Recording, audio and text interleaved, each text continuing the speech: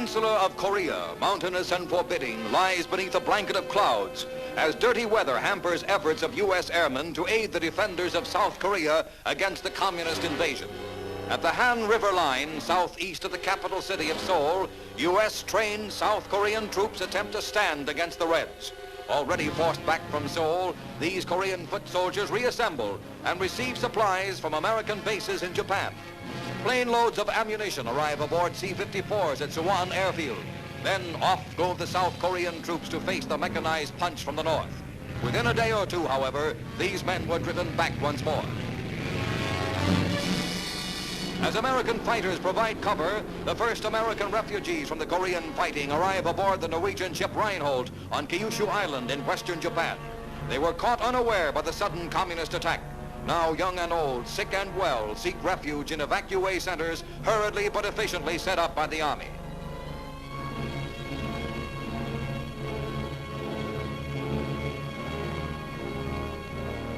At the Itazuka Air Base on Kyushu, other refugees arrive by air.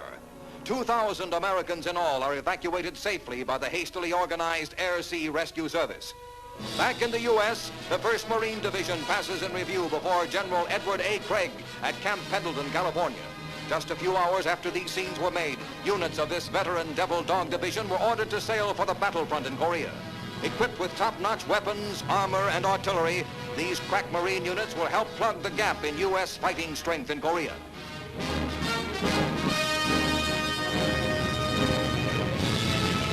Almost simultaneously, great B-29 bombers of the 22nd Bombardment Group at March Field, California, prepare for the 7,000-mile hop to bases in Japan, from which they will fly missions over Korea to support the U.S. counteroffensive with heavy bombs. New techniques for refueling in the air, feeding from flying gas tanks through a telescoping boom, just disclosed by the Department of Defense, give the out 6 red tanks in one flight.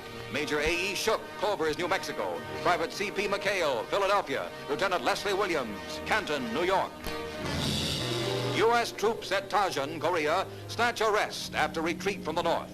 This building once housed the American military mission. Somewhere in Korea, fresh American troops pour in to bolster the sagging South Korean lines. Not since Bataan have Americans been so badly outnumbered. But this is not Bataan. For despite the wreckage, despite early defeats, and despite the suffering, powerful help is on the way from the United States and from the other United Nations. United now in fact as well as in name.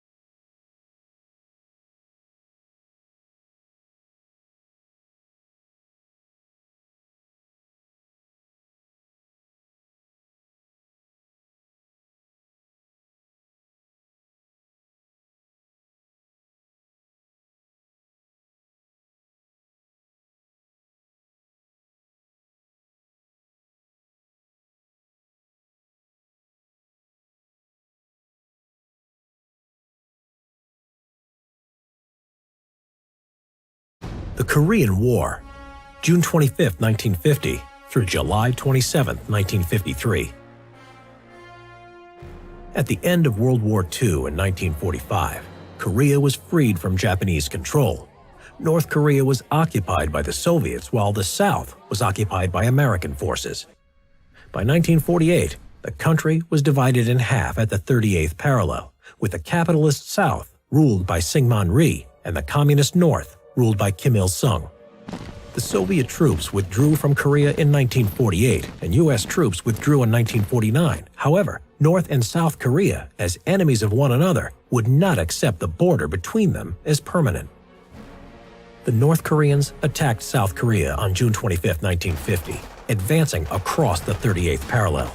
Around 75,000 troops of the North Korean People's Army defeated the Republic of Korea's army with success, capturing the capital city of Seoul, then occupying the whole of South Korea except for Busan. This was a problem, as President Truman in the United States wanted to contain the spread of communism by preventing the domino effect. That is, if Korea fell, so would other countries to the ideology. South Korea appealed for support, and the United States pushed a resolution through the United Nations Security Council. The USSR did not use its veto power, as it was boycotting the council because the new communist China was not accepted. In China's seat was the pro-US Chinese nationalist government of Taiwan. An appeal was made by the Security Council for North Korea to withdraw its troops, but was ignored. As a result, approval was granted for a UN army made up of an international force of 16 nations to send help to South Korea, commanded by General Douglas MacArthur.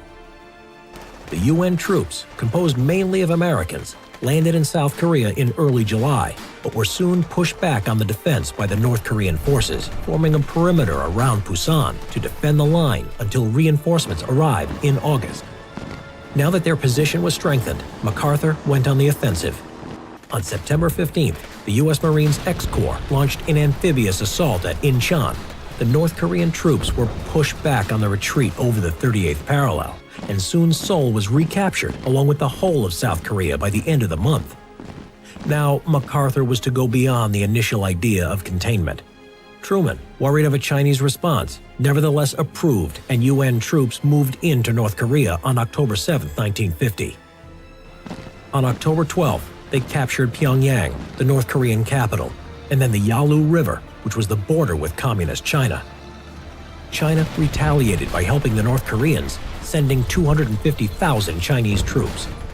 The UN troops, overwhelmed by this new force, were pushed out of North Korea with heavy losses. By January 1951, Chinese and North Korean troops had captured Seoul.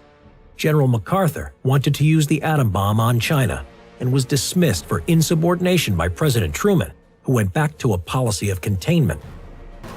In June 1951, more UN troops were sent to Korea, eventually driving the North Korean army to the 38th parallel and stabilizing the front. Now, a stalemate set in. In July, peace talks began, but a compromise could not be found. Meanwhile, fighting continued, and American pilots fought in the air against Soviet pilots using Chinese jet fighters and wearing Chinese uniforms. General Dwight D. Eisenhower took over as president in early 1953 and sought an end to the war. After 2 years of negotiation, an armistice was signed on July 27, 1953, at Panmunjom on the 38th parallel. A demilitarized